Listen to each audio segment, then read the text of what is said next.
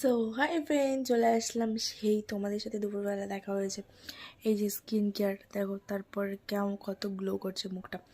তো তারপরে এখন হচ্ছে গিয়ে নিয়ে চলে এসেছি খাবার দেখাচ্ছি।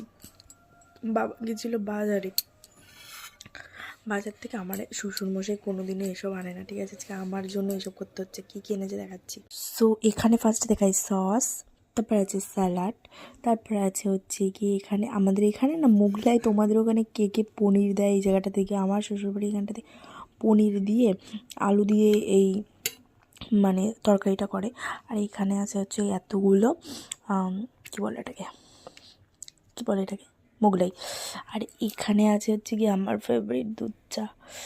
আমি খুব খিদে পেয়েছিলাম সন্ধ্যাবেলা, এই যে বাবাকে চা দিলাম, আমিও চা খেলাম, সবাইকে ভাগ করে দিয়ে এই আমার জন্য নিয়ে আসলাম।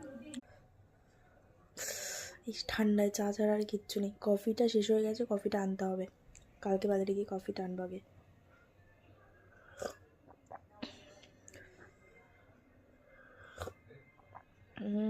আমার শ্বশুর আর আমার চয়েসটা পুরো এক টাইপের। আমি হচ্ছে গিয়ে এরকম চা মানে দুধ চা গাঢ় করে, আর হচ্ছে গিয়ে ইয়েটা কী বলে ওটাকে, চিনিটা একটু বেশি দিয়ে খাই, ঠিক আছে?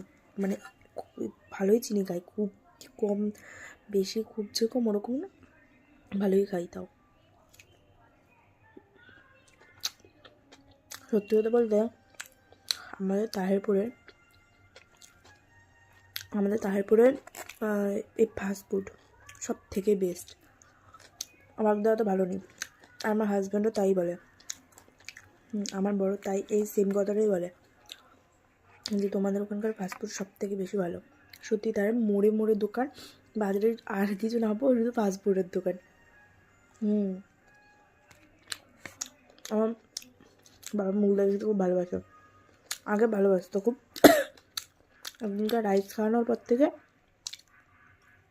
আমি শুধু রাইস খেতে ভালোবাসি। আমার একটা পরিস্থিতি, কী আর করা যাবে, রাইস আর রাইস। এখানে আমার কপালে এখন এটাই জুটছে, এই জন্য কত দিন পর খেলাম, অনেক দিন পর। তাই এত টেস্ট লাগছে। আসলে আমার খুব ক্রেভিং হচ্ছিলো ঝাল ঝাল টকটক কিছু খাওয়ার, তো এটাই চাই নিলাম। চা খাইনি, সেই লাগছে। অনেকদিন পর যদি কিছু খাওয়া হয় না ফাস্টফুড, আমার হেভি লাগে, আমার হেভি লাগছে। মাঝে না ফাস্টফুডের উপর পুরো একদম অনিচ্ছা ধরে গেছিলো, এখন সেই লাগছে।